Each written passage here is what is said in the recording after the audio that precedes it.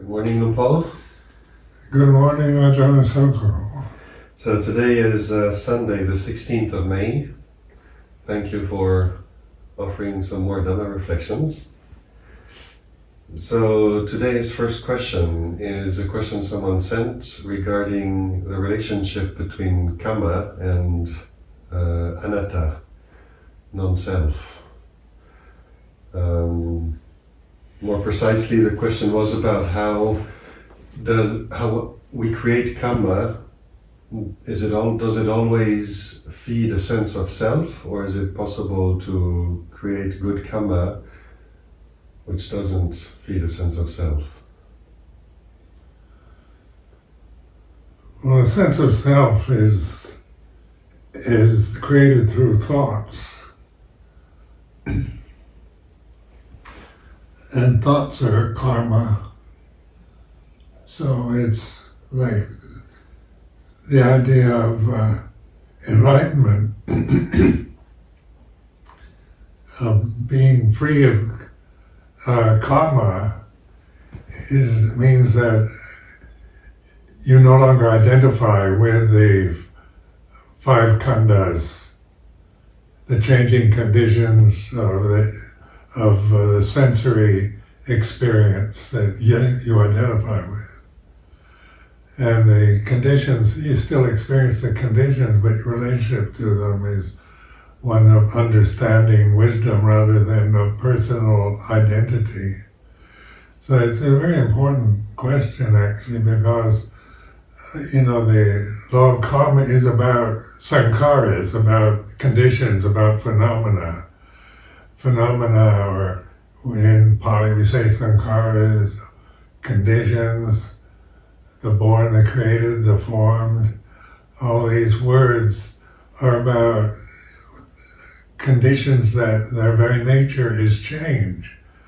Anicca, dukkha, anatta, in terms of the three characteristics that create an equality among all conditioned phenomena. They are all impermanent, all not self. They're anatta. They are what they are. They seem like a self when we grasp them. And so we create a separate sense of a separate person, a personality, personal karma, personal appearance, views and opinions that change from one person to the next. And all this is done through ignorance of Dhamma. Dhamma is not karmic. The Dhamma that we take refuge in is not a sankhara. We don't take refuge in sankharas because that creates the illusion that comes from ignorance, from not understanding, not penetrating the Four Noble Truths with wisdom.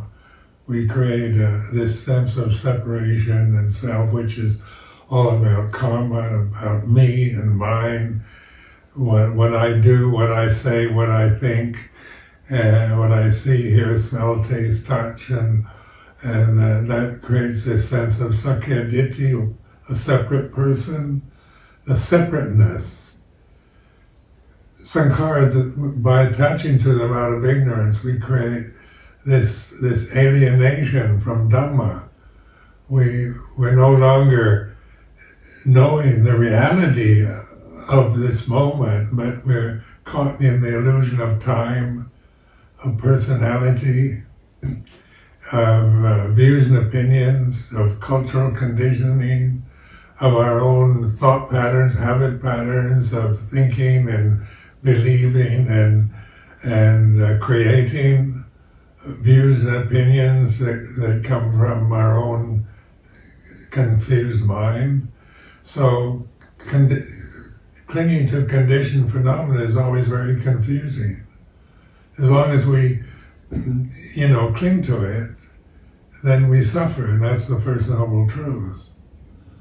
We don't know we're clinging.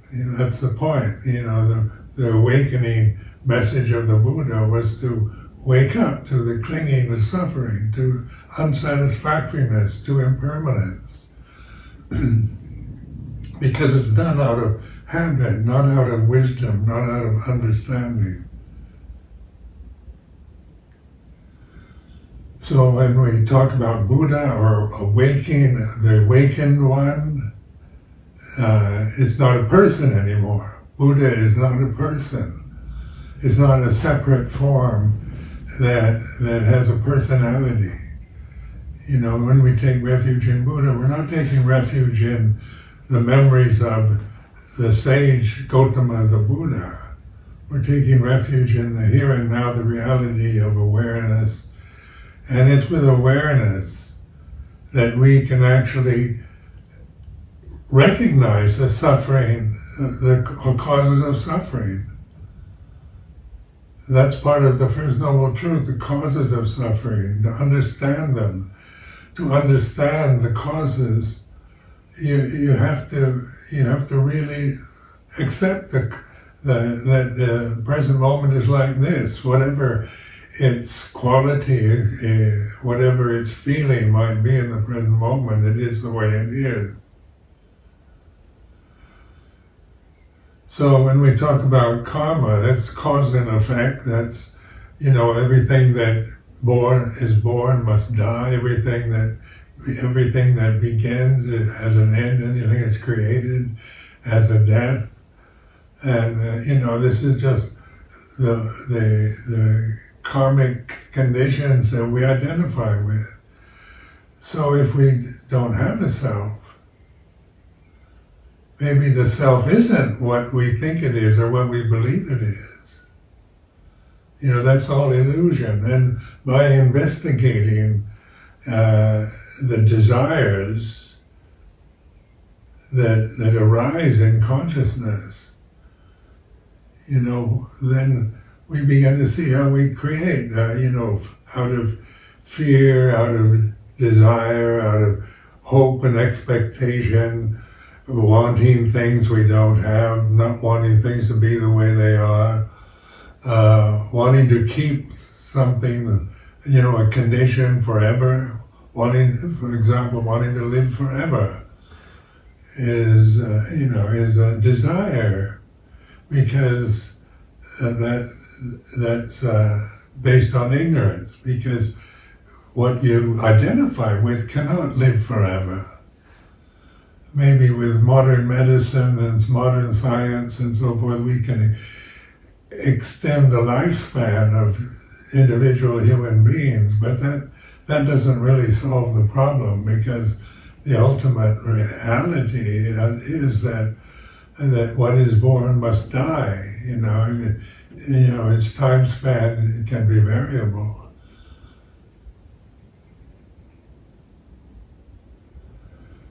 So anatta is, it sounds to the thinking mind like an annihilation of the self. There's no person, there's nothing, it's just empty nothingness, a void of emptiness. When we logically hold on to the concept of anatta, you end up with a kind of nihilism or annihilationism, because what we're concerned with in daily life experiences with our self as a person, our physical health, our views and opinions, our ability to get along or not get along with others. So we're constantly, self-conscious, we're shy, we have anger, we get annoyed, we get frustrated, we feel resentful because we're not respected the way we feel we should be. We're not acknowledged for all the good deeds we've done in life. We can be, offended or resentful about life in general, because we're identified with something that we're not really. We try to glorify the human form and glorify the personality.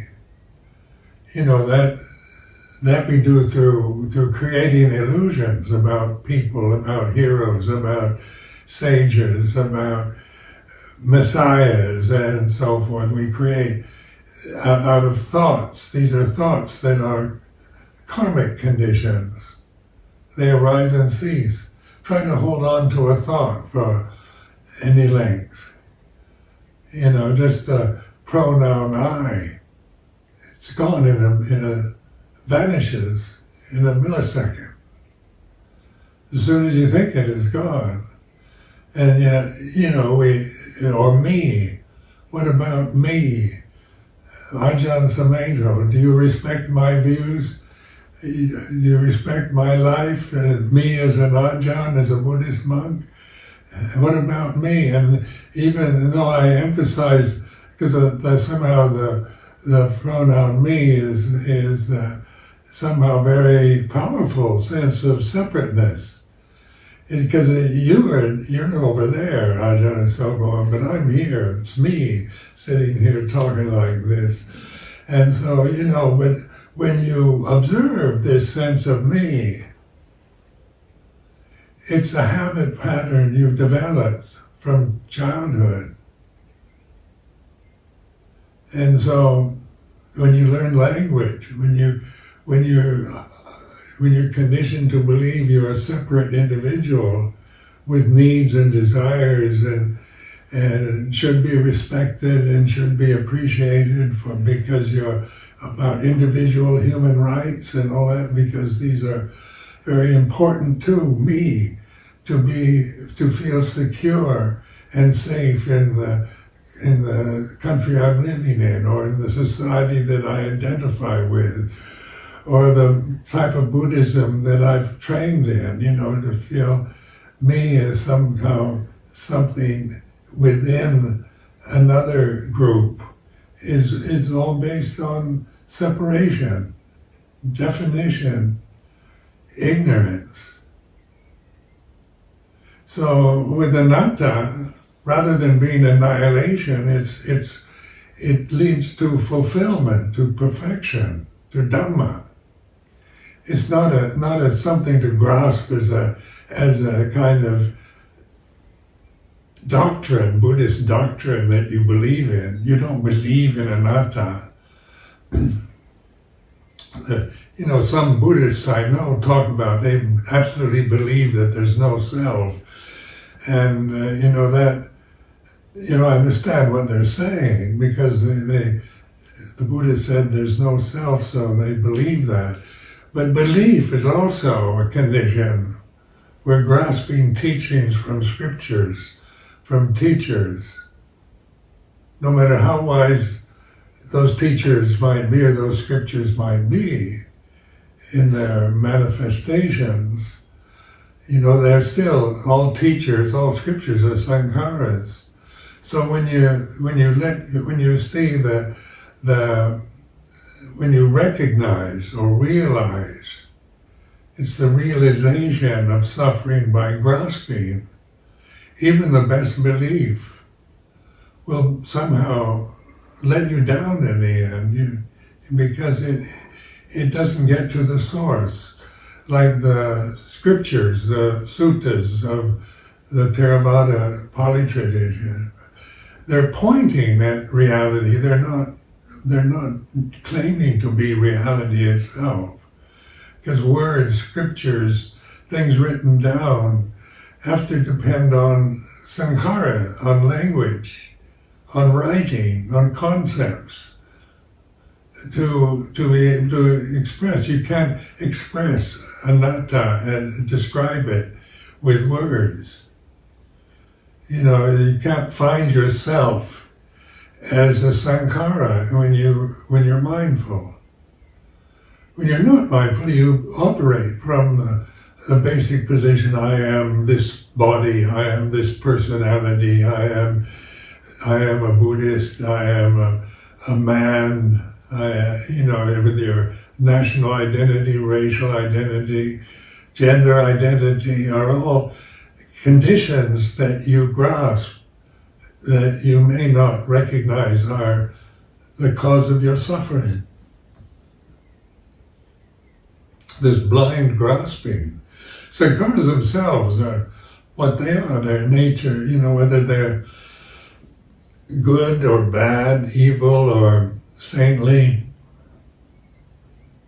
all conditions are impermanent and not so. So when we try to just live in a conditioned realm by trying to annihilate negativity or evilness or wickedness or criminality or violence, and when we just try to get rid of it, we aren't getting to the source because we're operating from bias. We're not operating from wisdom. And so, because we haven't come to the source, the ultimate reality of being is here and now. It's Dhamma, perfection. So your true nature, this is not taking it personally, is perfection. But if I say this to an average person, your true nature is perfect, they look very bewildered by that because we tend to operate from the view of my problems, my desires, my faults, my weaknesses, my selfishness. All these are ways we describe ourselves as a person because we see ourselves only through the perceptions of filtered through conditioned phenomena.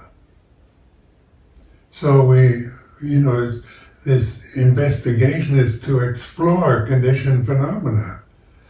Is there any condition that begins that never ends? Is there eternal time? Is time meant to be eternal in the sense of once it begins, it goes on forever? No way is that possible. You can create an image, objectify time as eternal, eternal happiness. You can objectify, you can make it into an abstract idea. But no matter how wonderful you create, the wonderful conditions you create, there's still the very nature is impermanent, as well as depression, self-hatred, self-aversion, self-blame, blaming others, fear, hopes, desires, wanting things, not wanting things, is to be investigated, not to be suppressed or resisted. So in terms of action and speech, it's about karma, physical karma. So, to do good, you receive good. To do bad things, the result is bad. Do good, receive good. Do bad, receive bad. So this is just to investigate this realm that we're living in, that we identify with. If you're going to find happiness as a person, in a society, in a family, in a monastery, is to do good. As a person, keep the 5 precepts and be honest and don't tell lies and obey the rules, and this is good karma. This is karmic. And in worldly life, in the world that we live in, the societies that we identify with, if we do good, we create a sense of security, of self-respect, and people begin to can trust us. Just like the 5 precepts for lay people, those are rather important. They're karmic, yes, they're about action and speech, but to respect life, not to intentionally kill.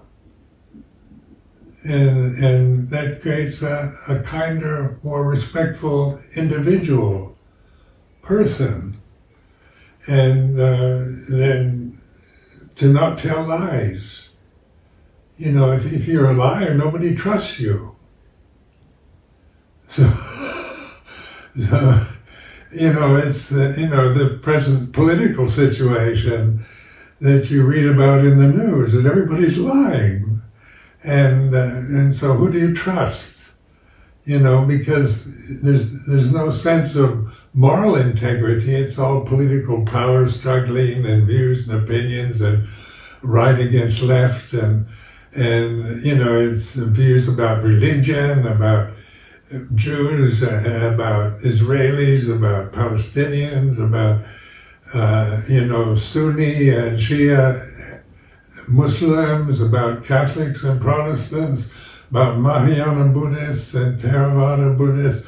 Endlessly the divisions, the separateness, create a sense of, that if they're not with us, they're against us. If they don't agree with us, they're our enemy. So the conflict on the conditioned realm is hopeless. It's just, you can find, as you use reason and logic, at least, you can find compromises. If you're willing to compromise on issues that are just personal issues or political issues.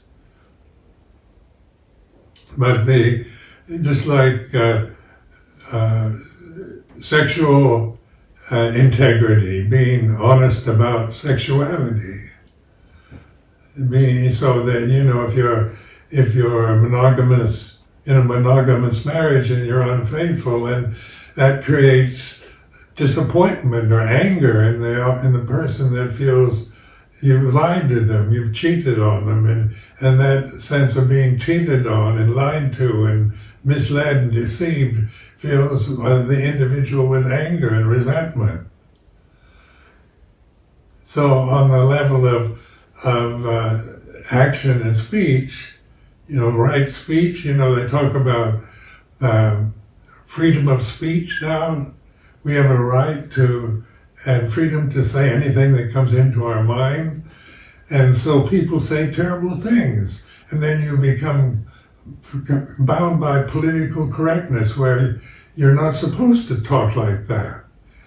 And then, you're not supposed to preach communism in a democratic society. And you've got all kinds, you're not supposed to make racial slurs or anti-Semitic statements. It's politically incorrect. And yet racial slurs and Marxian communism and all kinds of lies are about free speech. I have a right to tell lies. It's free speech. It's taking this idea of free speech to absurdity, where you just get confused by it. You're afraid to say anything because you might offend. Somebody might be offended by what you said or said in the past. But so, is there any way out of this speech problem in modern society, in the world that we live in the families we live in? Is to at least try to adhere to the 5 precepts. The Panchasila is a good guideline for behavior and physical behavior and speech. They're not imperatives, moral imperatives. They're suggestions. They're to help us to relate to situations in more skillful ways. Then there's right speech, which is not intentionally lying or cheating or deceiving others. And that leads to trust. You tend to trust people that are honest. And if once you have a reputation as being a liar, that can follow you the rest of your life. You can't believe him or her because they're liars. Can follow you as a belief for the rest of your life. People see you as in those terms. They grasp those terms. They project the concept of liar onto you even when you're not lying. So on the level of conditioned phenomena, it is an endless problem because its very nature is unsatisfying. How can you be satisfied with things that are unstable, changing, and uncertain, and not have any real soul or ultimate purpose or reality? So the aim of the Buddhist teaching is pointing to reality itself, which is Dhamma, here and now. It's not about Dhamma, some reified version of Dhamma that we create in our minds. Admittedly, the word Dhamma is a word. So it's not to hang on to the word, but the word itself, it has to be let go of. So there's just this awareness, conscious awareness here and now, which is empty of self. But are you unconscious? Does your consciousness cease when you're not attached to anything? Do you die? If consciousness dies all the time, then once you let go of the five khandhas, you're dead. The logic is there. But is Dhamma, the word Dhamma itself is a convention, but it's a pointer at here and now, this awareness that we rest in, abide in, that is what you might call our true self. And it's impersonal. It's not like I claim it as some kind of personal, separate self. I'm back into the delusions of avijja or ignorance, in which I create myself, my consciousness, as an Ajahn Sumedho consciousness, as opposed to yours. That takes conceptual proliferation, thought projections, and beliefs, but it's not the way things are.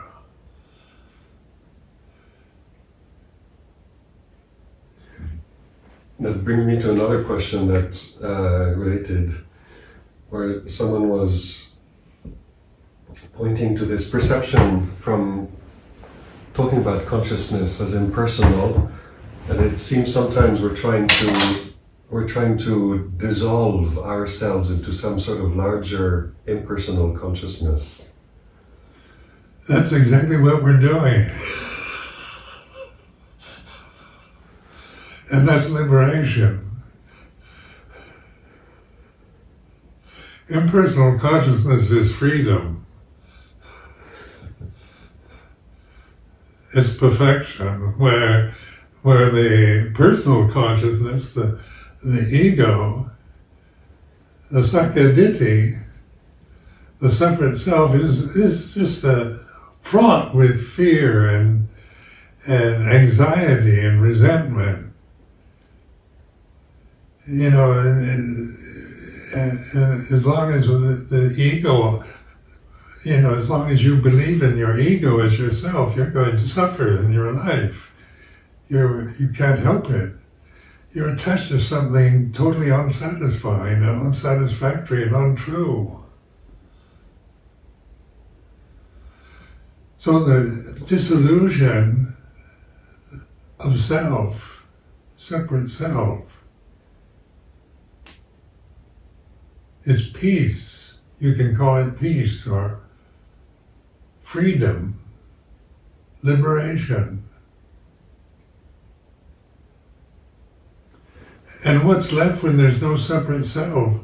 You realize this. This is here and now. It's not created. You don't create a non-self. That's totally impossible. You can't create anatta. You can believe in a concept of anatta, and what does that take you? The idea of you're kind of letting go of everything, and you become nothing. You become, like a zombie or some kind. You imagine some kind of vacant nothingness that is rather frightening when you create such images. A vacuum of nothingness, a black hole, where you're still conscious within a black hole can be, the epitome of hell, of the Vichy hell, of the lowest, most miserable hell realm you can imagine. But if you let go of everything, the Sakyaditi is a real delusion. It's not. When you observe, when you witness the separate self, the ego, as it arises and ceases according to conditions, it's all over the place. One moment you're happy and life is wonderful, next moment you're depressed, you want to kill yourself. It's just, and then you receive a reward and you're happy and you lose £1 million on the market and you want to jump off a building. It's so unsteady, uncertain, dependent upon so many other conditions that you have no control over. How can you control all the conditioned phenomena in the universe? That's megalomania. That's madness. You can't do it. Even though some people try, like dictators and emperors and demagogues, think that they can, that they're divine and God and they can control the universe. That is madness. That's just creating these illusions of a separate self that's in control of everything. And that is bound to be a terrible disappointment because, dictators get assassinated and demagogues die and no matter how all the illusions you create about how perfect you are as a separate self, that's a total delusion. It's a creation based on ignorance of the way things are, where the Buddha is pointing to the way things are, not to what you want them to be or think they should be as a person. As a person, I want to live in a monastery where everybody's in harmony, the monks, the nuns, everybody's practicing Buddhist meditation seriously, where they keep all the Vinaya rules properly, where standards of cleanliness are respected, and we're well supported by a faithful lay community. And, I can create a perfect monastery in my mind. But it's how, the ideals of how things should be is a delusion, because things can't be what they should be. They are what they are. And right now, you can only feel the way you're feeling. Whether you want to feel this way or should feel the way you're feeling is not the point anymore, is it? It's that you're actually feeling like this is a recognition that that which is aware of the feeling of the moment isn't changing. The feeling changes according to the experiences that change. Experiences are changing, but ultimate reality doesn't change. So what do you want to take your refuge in? Things that are very uncertain, unstable, that lead to madness. Because if, the world we live in is a kind of crazy madhouse of views and opinions. We consider, that we're reasonable, normal human beings, those that have education and have liberal mindsets and are democratic and liberal thinkers, modern thinkers with reason and logic. We think if everybody was reasonable and logical, then all the problems would be solved. But to expect everybody to be reasonable and logical is not possible. That's not going to happen. because people can only be the way they are. And in as much as I would like to be reasonable and logical all the time, my feelings that arise aren't always reasonable and logical. But I'm aware of them. There's awareness of the irrational emotions or lack of reason that arises, or fears or desires that arise. There's awareness of that. That awareness is conscious awareness. You know it's like this. There's knowing. But you see that by attaching to these conditions, and like habit patterns are inculcated in us when we're young children, infants. So we're culturally conditioned, biased by our culture, by all the cultural identities, religious, social identities that we have, that we acquire when we're quite innocent children. We just accept, take on what our parents tell us is the truth. We don't question it till we get in our teens.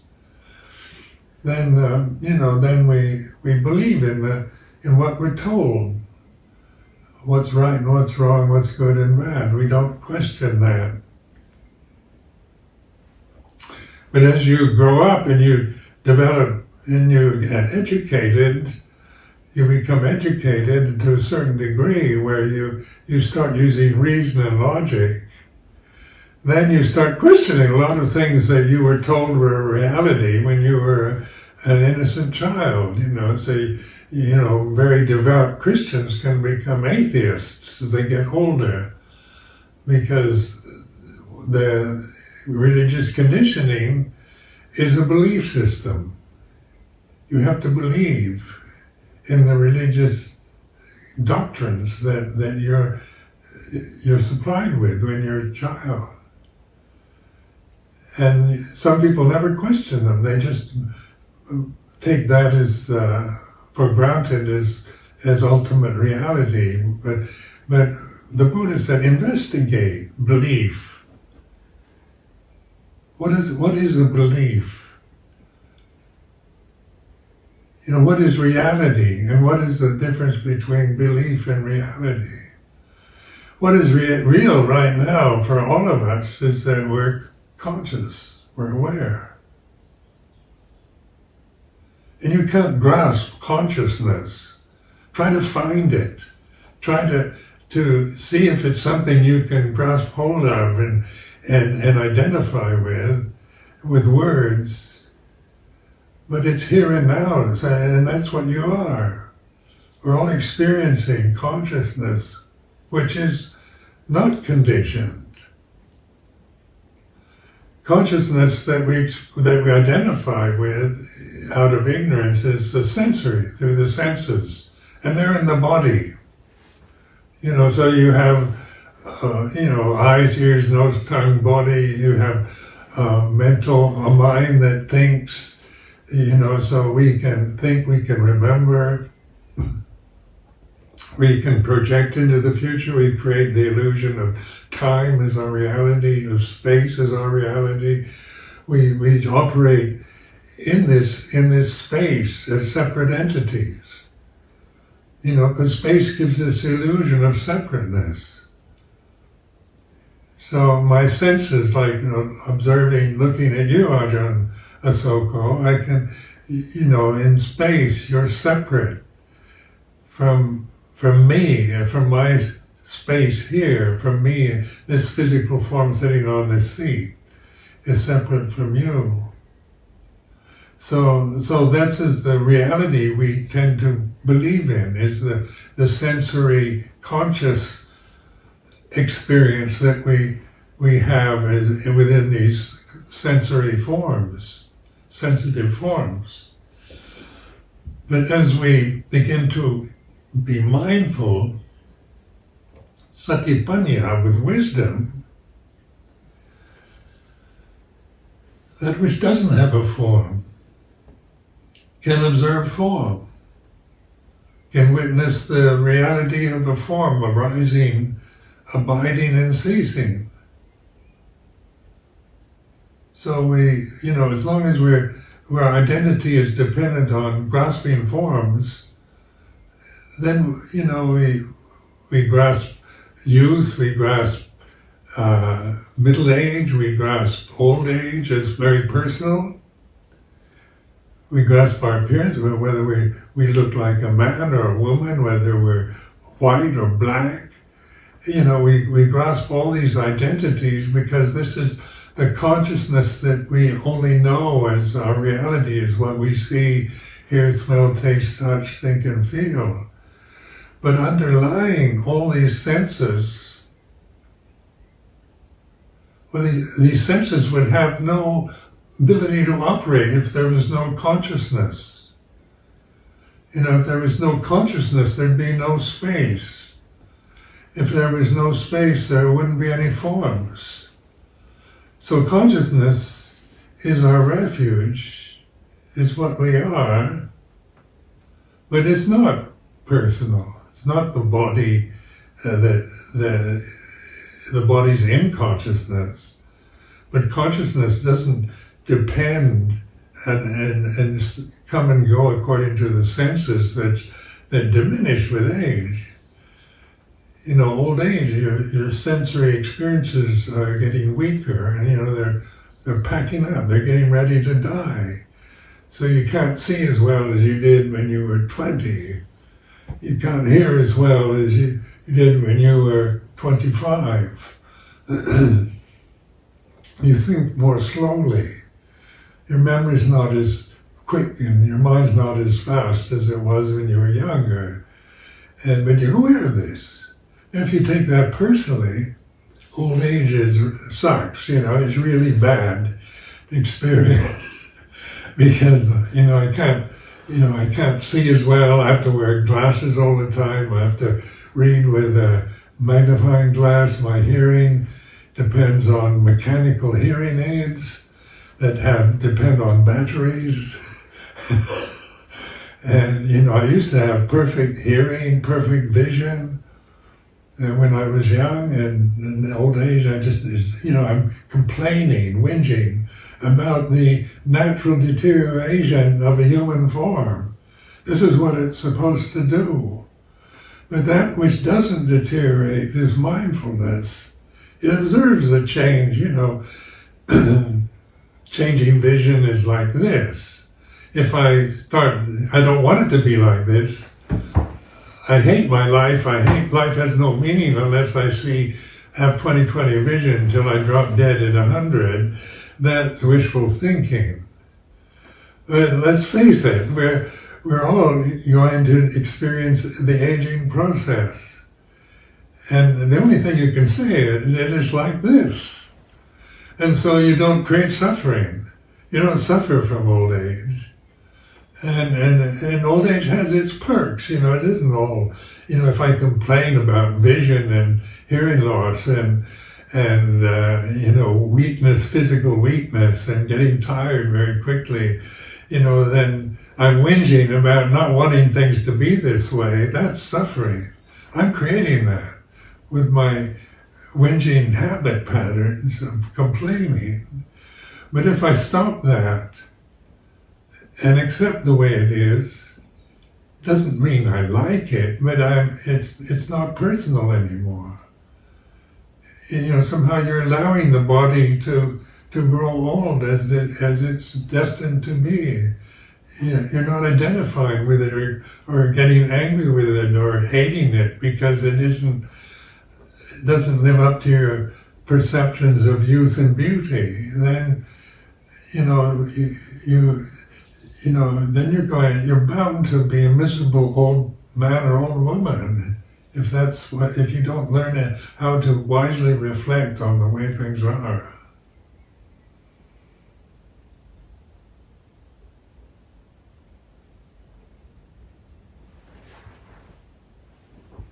Thank you, Paul.